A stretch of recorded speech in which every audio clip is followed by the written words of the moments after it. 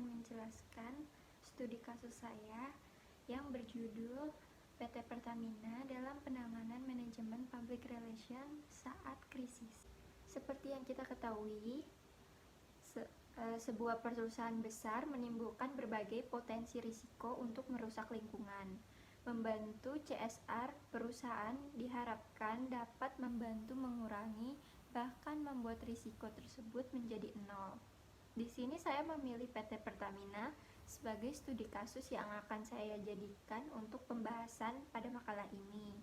Menurut saya, peristiwa ini cukup unik untuk dibahas di makalah ini dengan fenomena dakam kebocoran pipa Pertamina Refinery Unit 4 Balongan.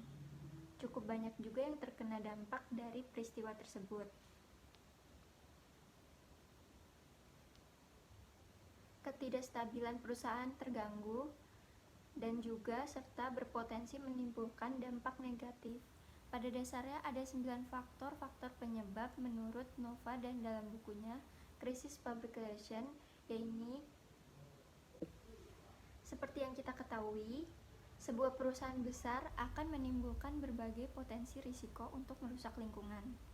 Keberadaan CSR perusahaan diharapkan dapat membantu mengurangi bahkan membuat risiko tersebut menjadi nol.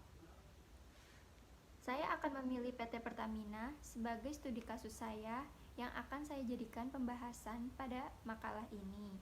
Peristiwa ini menurut saya cukup unik untuk dibahas di makalah ini, dengan fenomena dakam kebocoran pipa Refinery Unit 4 Balongan. Cukup banyak juga yang terkena dari dampak-dampak peristiwa tersebut.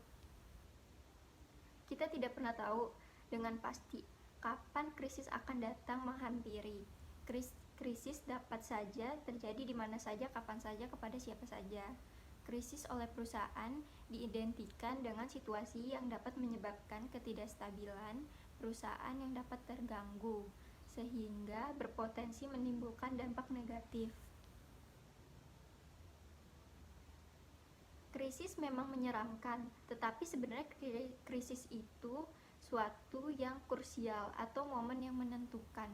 Krisis dapat membawa perusahaan ke jurang kehancuran dan memakan banyak korban, tetapi juga dapat membawa keberuntungan bagi beberapa orang yang sangat berperan dalam penanganan krisis. PT Pertamina senantiasa memegang teguh komitmen untuk menyediakan energi dan mengembangkan energi baru dan menerbarukan dalam rangka mendukung terciptanya kemandirian energi nasional.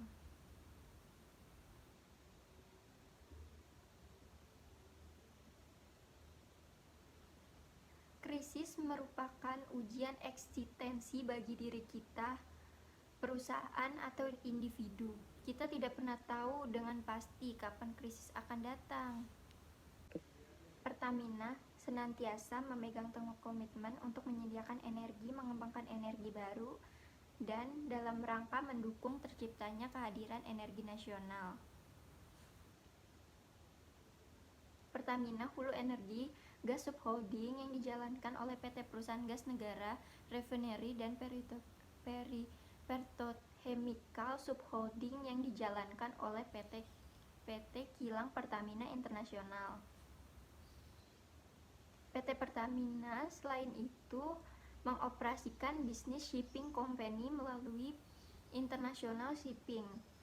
Peran penting diemban oleh Pertamina sekaligus menandai tonggak sejarah baru dalam perjalanan bisnis perusahaan. Kontribusi nyata yang diberikan oleh Pertamina selama lebih dari 6 dekade menyediakan energi yang menggerak sendi-sendi kehidupan bangsa Indonesia di berbagai wilayah dan juga di luar negeri. Penurunan hasil tangkapan dan produksi ikan bagi para nelayan dan petani tambak, serta banyak alat tangkap dari para nelayan yang rusak dan tercemar oleh minyak mentah. Yang kedua, tipe krisis unit 6 Balongan adalah merupakan krisis yang bersifat segera, yang terjadi secara tiba-tiba, tidak terduga dan tidak diharapkan. Tahapan krisis Pertamina diawali dengan krisis build-up. Pada tahap ini, Pertamina belum bisa mengidentifikasi sinyal-sinyal terjadinya kebocoran atau krisis breakout. Pada tahap ini ditemui juga situasi krisis di mana akibat kebocoran minyak tersebut mengakibatkan wilayah lepas pantai itu dapat tercemar. Banyak petani tambak dan nelayan yang dirugikan akibat pencemaran minyak mentah tersebut.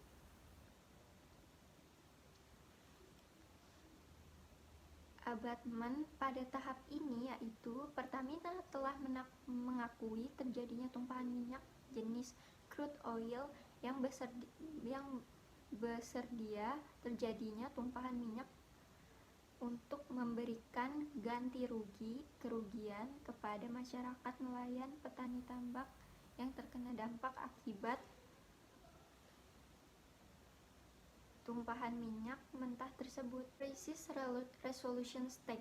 Pertamina sudah mengakui akan melakukan ganti rugi dengan diawali oleh tahapan-tahapan penyelesaian krisis, di antara lain pengkajian oleh tim pengkajian, pendataan, kesepakatan, harga tabulasi, dan verifikasi.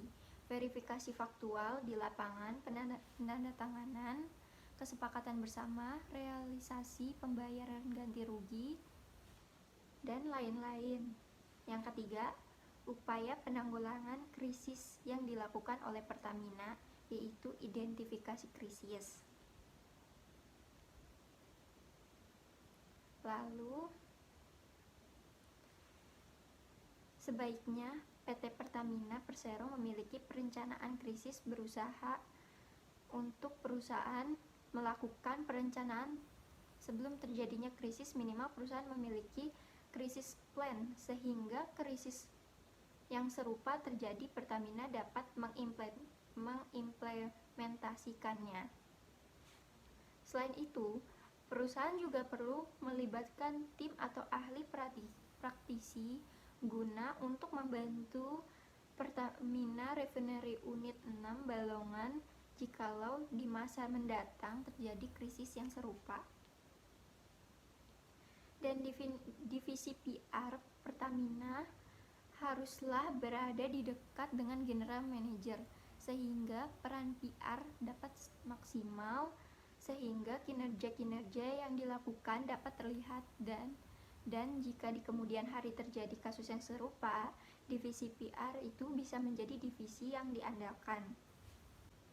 Dan untuk proses penyelesaian penggantian, khususnya pada penggantian kerugian, itu berdampak tidak langsung. Sebaiknya dikaji kembali. Pasalnya, salah satu program pelatihan pembuatan dan pemberian alat tangkap yang ramah lingkungan tidak memberikan manfaat lebih jauh kepada masyarakat, dan terkesan bahwa syarat turunnya hibah harus dilaksanakan melalui pelatihan sehingga hanya seremonial saja.